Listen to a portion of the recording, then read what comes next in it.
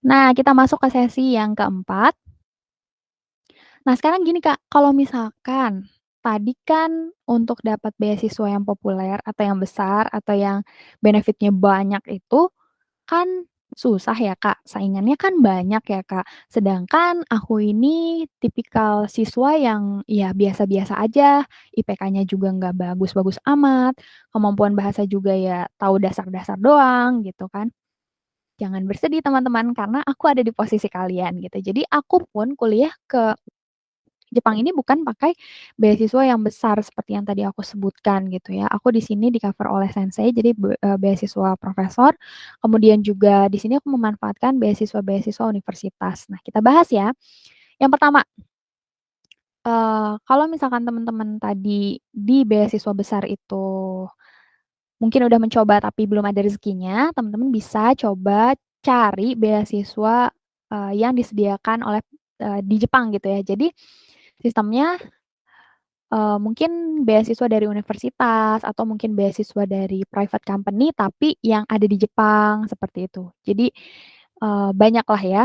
Pertama, teman-teman bisa cek di Jaso, kemudian juga bisa cek di internet, ya browsing gitu ya, browsing aja, ada juga yang di universitas gitu. Nah, kira-kira, kalau misalkan kita tidak mendapatkan popular scholarship atau big scholarship tadi, apa sih yang harus kita siapkan? Mostly, beasiswa yang di luar dari big scholarship yang tadi aku sebutkan, itu kita bisa dapatkan ketika kita sudah ada di Jepang.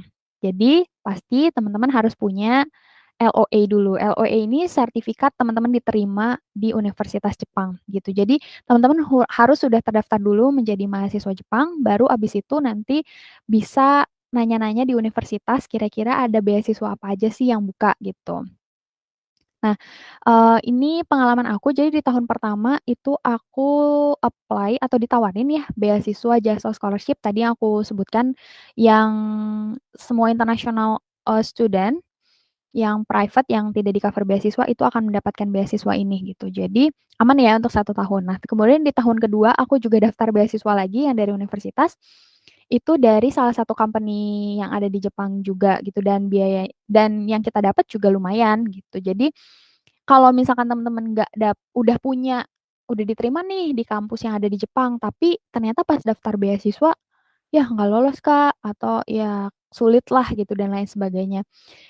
Aku pengen bilang bahwa jangan menyerah gitu aja, aku bisa bilang bahwa ya nggak apa-apa, nggak usah dilepas karena banyak sekali kesempatan beasiswa-beasiswa yang bisa teman-teman dapatkan ketika teman-teman sudah di sini. Jadi, kalau saran aku sih berangkat aja dulu gitu. Cuman ya memang, itu tadi di poin ketiga nih, jadi kita memang harus menyiapkan tabungan kita dulu nih ya untuk bisa pergi ke Jepangnya. Tapi kebanyakan case-nya teman-teman aku di sini juga mereka berangkat dengan uang sendiri, tapi ketika udah dapat beasiswa itu di-reimburse kok. Jadi balik lagi uangnya gitu. Jadi ya dipinjam dululah tabungannya gitu ya untuk bisa berangkat dan dapat beasiswa di sini gitu.